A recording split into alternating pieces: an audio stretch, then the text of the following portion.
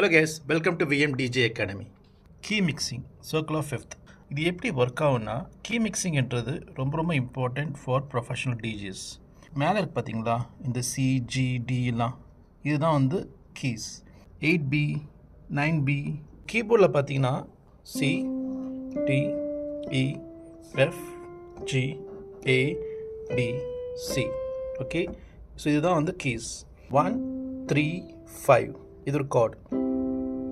Okay, இந்த chord play பண்ணும்போது it will sound nice.